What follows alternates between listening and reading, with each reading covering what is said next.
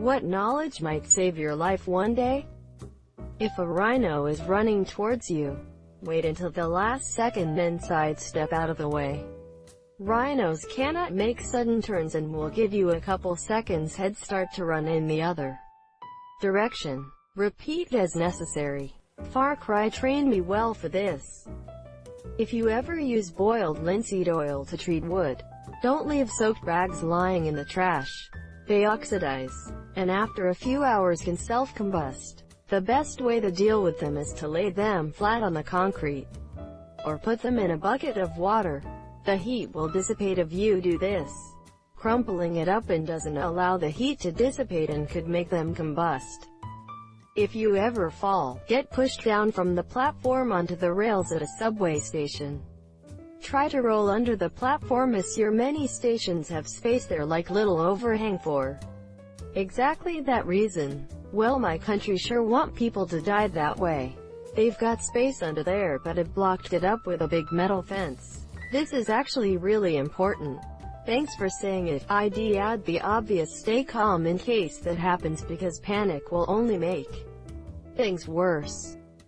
If you are ever bitten by a bat, raccoon, fox, or skunk, go directly to the hospital. There is no cure for rabies once it is fully onset. Out of all history, only 5 people survived rabies, or a stray cat, dog.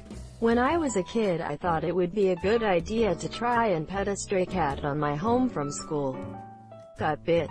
Mom took me directly to the ER and they said, "Thank goodness you came in." Most people don't realize that stray pet animals can also carry rabies. Better safe than sorry. You don't know if that stray has had its rabies shots or not. EMT here: if you're ever choking on food in a public venue, do not go to the restroom to avoid causing a scene. Almost every death I've seen from people choking are found unconscious in a bathroom stall because they were too polite to seek help. I feel like if there's any situation in which it's okay to not be polite, it's when you're choking to death. If you're a pedestrian and crossing a street, if you can see the sun's reflection on the windshield of a car, there's a good chance the driver cannot see you. If your shadow points toward the car, same. If you're first in line at an intersection, look both ways before going when the light turns green. You never know when someone is going to run a red light. Unfortunately, I was the 3rd car in an intersection when this idiot girl ran the red lights and she was looking at her phone. I still don't have my car back after 5 weeks. Female heart attack symptoms are often different than those commonly described, and women commonly assume they are just fatigued or have the flu and die as they do not seek medical treatment.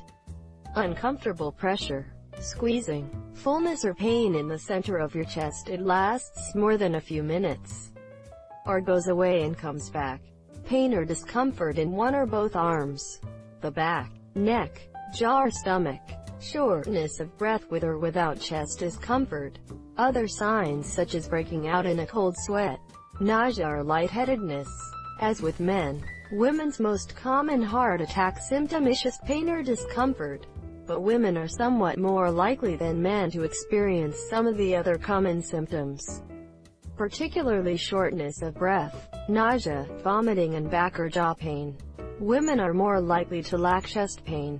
Instead, they may experience shortness of breath, pressure or pain in the lower chest or upper abdomen, dizziness, lightheadedness or fainting, upper back pressure or extreme fatigue. If you or a woman you know is fatigued, out of breath, has jaw pain and neck tension, feels nauseous, etc., they may be suffering a heart attack. Chest and left arm pain is not a universal symptom as here. I'm an otherwise healthy 26-year-old woman and I have a lot of these symptoms which are, unfortunately, due to anxiety attacks. It sucks because then I start to think it's a heart attack and get more anxious and it gets worse. I want like a full body heart scan to see if anything's wrong with me, but I also know it's just anxiety. It really sucks. If you ever are kayaking and become pinned upside down, swim down deeper into the water to escape the kayak. You may not be able to flip it over. If you fall into cold open water, resist the urge to swim and try to float until the onset of panic subsides. Once you have your breathing under control, you can then start to swim to safety. By doing this, you will not hyperventilate and avoid potentially drowning. To float, slowly lift your legs up. Keep your arms out at surface and lean your head back. Yes, you will get water in your ears. Just let it be. Don't underestimate rabies, ever. It won't kill you in the coming weeks, but it'll 100% kill you when it incubates and the symptoms start. This must-read comment about rabies is already popular, but not popular enough emo. When you go into a building, look for an exit that is not the one you used to come in. In an emergency, most people will head out their original exit, but you will head out of the exit less traveled, and it may make all the difference. 2 exits diverge in a building, and I took the one less traveled by, and that has made all the difference. If you feel chronically unwell all the time and you get told there is nothing wrong with you by your doctor, that you are suffering purely mental health problems or hypochondria, don't give up pushing for answers unless you know subconsciously this is the case. Hypochondria is not as common as some physicians seem to think, and even if the problem was psychological or psychosomatic in nature, it is still a problem that needs dealing with. People know their own bodies and know when something is wrong. There is a vast expanse of medical conditions that are possible and very difficult to diagnose. Doctors may only deal with some rare conditions once in a career or not at all, and won't automatically go there when considering your symptoms. I was told I was a hypochondriac for 10 years and everything was blamed on lifestyle and mental health. I went from the youngest international shipping director in my sector to practically bed-bound and in terrible health and distress over 2 months at 21, and was told nothing was wrong for the next 10 years. Turned out I had a rare disease called Cushing's, which was damaging my heart, atrophying my brain, causing central hormonal obesity, constant infections and damage to my bones, and destroying my quality of life. I had almost zero testosterone in my body and a dangerous amount of cortisol, stress hormone. It was left to get worse for a decade. Before the self-righteous lecture comment, this is not an indictment of the medical profession. These things are difficult and not all doctors are the same.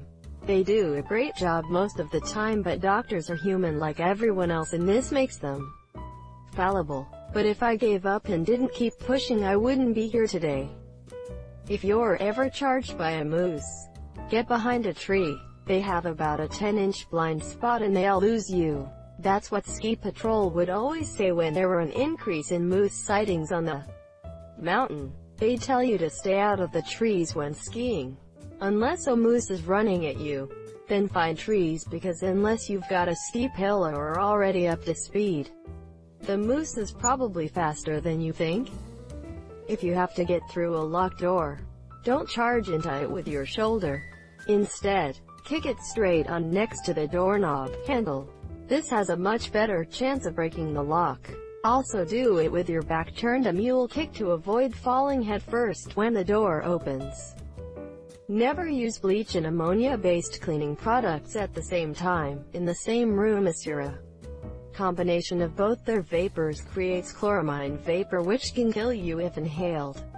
Check your cleaning supplies to see what's in them, especially toilet and tile cleaners. This is also why you don't use bleach to clean up cat urine.